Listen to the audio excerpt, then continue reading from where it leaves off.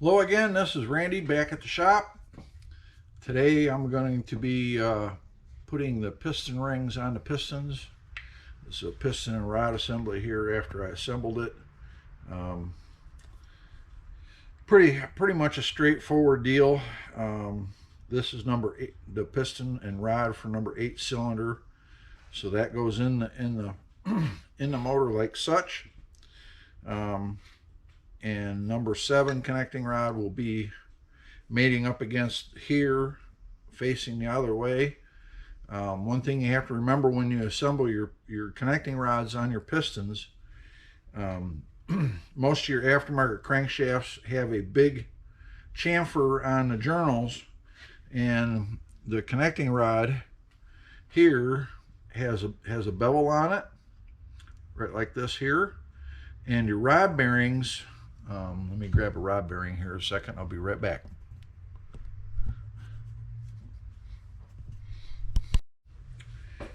Most of your connecting rod bearings, where it fits in the connecting rod like this here, will have a chamfer on the one edge of the bearing, and where the number is on the bearing right here, it will have a U, which is for the upper, or an L, which is for the lower, and that way the chamfer gets orientated the correct way on the connecting rod.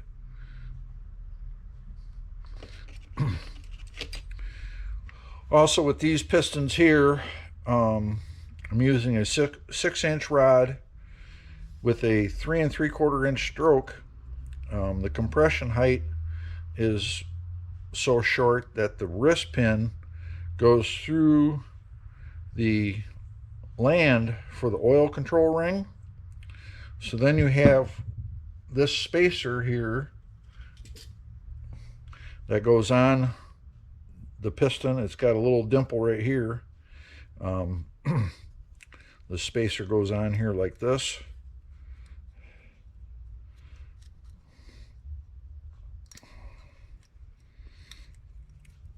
Get it started here. There we go. And that just goes on like so.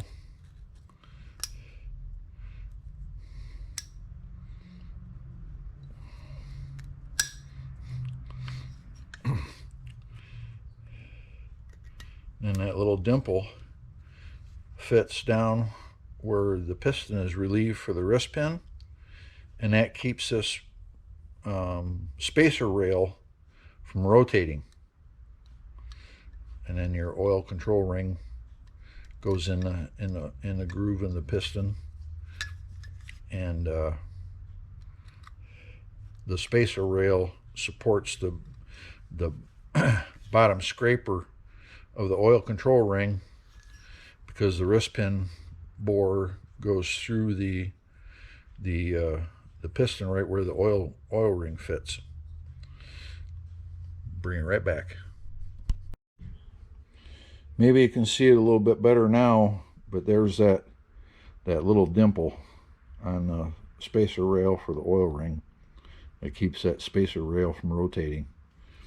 All right, I'm going to mount the piston here. I got soft jaws in the vise so I don't damage anything.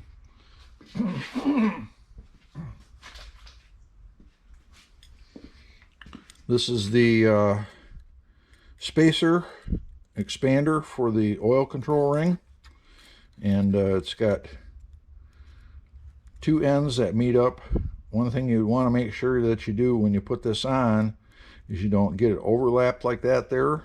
Generally, this type of ring, this expander here, you can't get the rails for the oil control ring in if it's overlapped, but some of the rings, you can get the rails in with this overlapped, and then you have problems where the motor is smoking and consuming oil. But that goes in just like this here, slides in.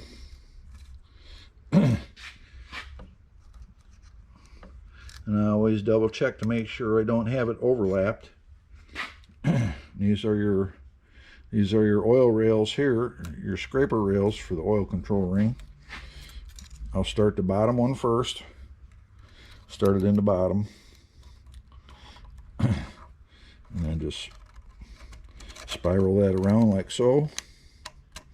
And then do the other one, 180, the end gap 180 apart. Just like that there. And then I'll check it and make sure that it moves nice and free. And then the next ring will be the second ring. And most of the time your rings will have a little dimple in it right here. I don't know if you can see that. Looks like you can just a little bit. This little dimple here, you have to make sure faces up. It will either have a dimple in it like that there, or if it's a nitrided ring, it'll have an N etched in the top of it. That faces up. If there is no dimple or N or anything like that on the second ring, then it doesn't matter. You can put that ring in either orientation. But this is the little bevel on the bottom side of the number 2 ring that I was talking about the other day. But that goes in there just like that. I'll grab the ring expander here.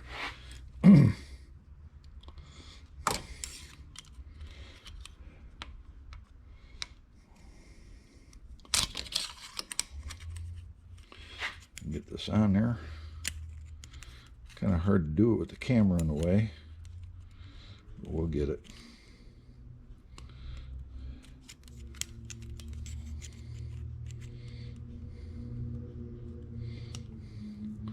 Just like that there, and you gently squeeze it until the ring slides over the top of the piston and into the second groove, and then you're good. And you always want to make sure your ring moves freely, that it's not bound up. And the reason you want to use an expander to put the ring on is you do not want to twist the ring to install it, because once that ring gets a twist in it, it won't float in the ringland like this here. It'll be tight and it'll stick, and then you have problems where it doesn't seal. This here is the top ring, your number 1 compression ring. There's a little dimple at the top like that there, and you can see it's got a little bit of a back cut on it. That's on the top side. It goes in the expander with the dot facing up.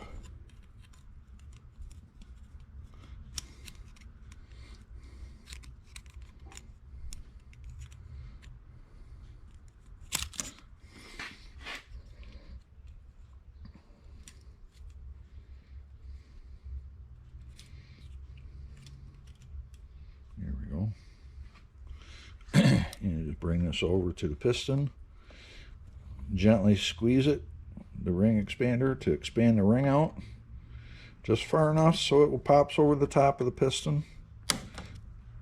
Oh, I gotta start over here. There we go. Just like that there. And release it, and it fits in a groove nice. You see all kinds of diagrams where they're talking about ring orientation and whatnot.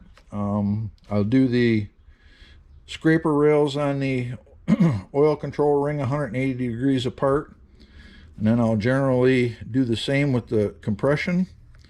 The second ring here, the gap is on this side, and then for the top compression ring, the gap is on this side. where they talk about, you know, they have to be 45 degrees apart or whatever. This is the way I do it. And with the pattern of the hone on the cylinder walls and stuff, these rings rotate, and that cuts down on the wear on the ring, cuts down on the wear in the cylinder wall. So the rings don't stay where they are, and 9 times out of 10 they'll find a home where the gaps are lined up. There's nothing you can do about it. You just don't want to start with the gaps lined up on a piston. They'll get there eventually. 90% of the time you pull a piston out of the bore, and the end gaps will be lined up. There just isn't anything you can do about it. But I'm going to go ahead and get the connecting rod bearings put in the rod and the cap, and then I'll show you installing the piston in the bore, and then we'll talk about doing the stretch on the rod bolts. Bring it back in a little bit. All right, I got you back over at the block here. I'm going to start installing this piston. These rods here are guides that I made for, they slide right over the journal on the crankshaft, and that way I don't have to worry about possibly nicking the crankshaft with the connecting rod as I'm fitting it up on there. We'll put the spring compressor on.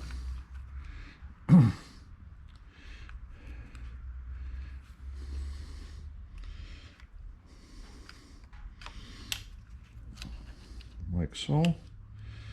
And let's see, that's upside down. I gotta go this way. Like so. And we'll squeeze this down.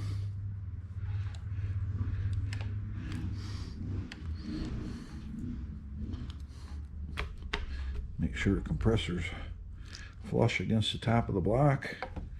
And I got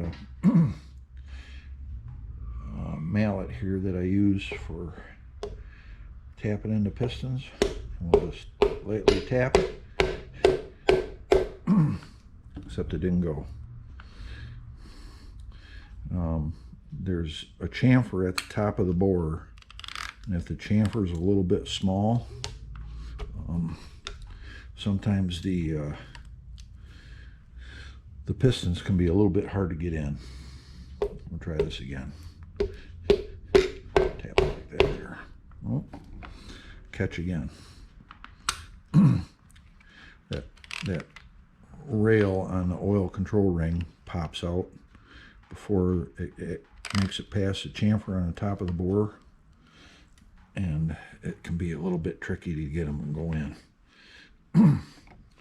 One more time here.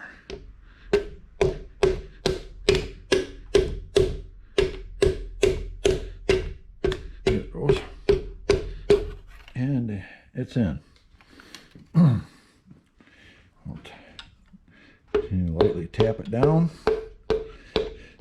using the rods to guide the connecting rod onto the journal of the crankshaft here.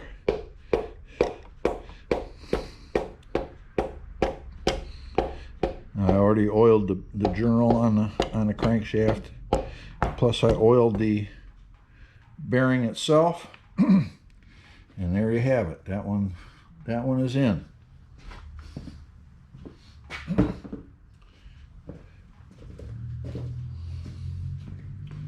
Unscrew our guide rods here.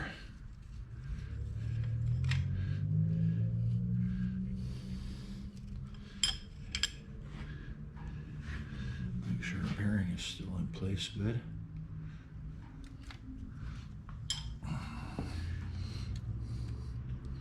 There we go.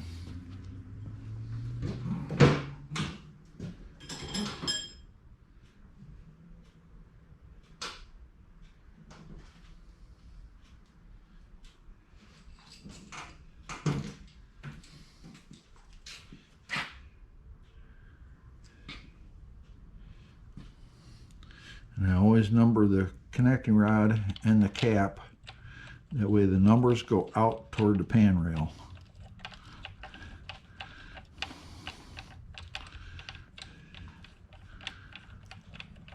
Like that there.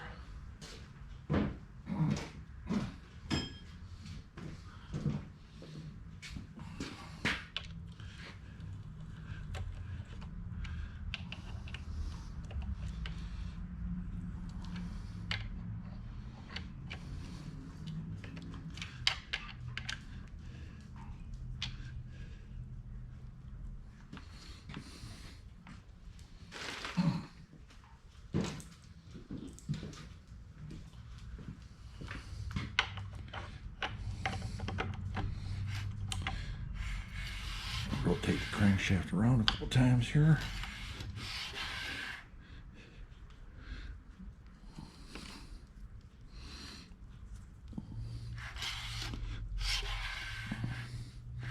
And that's one piston installed. I'm going to finish installing the rest of them, and then I'll bring it back for when we go to start stretching the connecting rods. See you in a little while.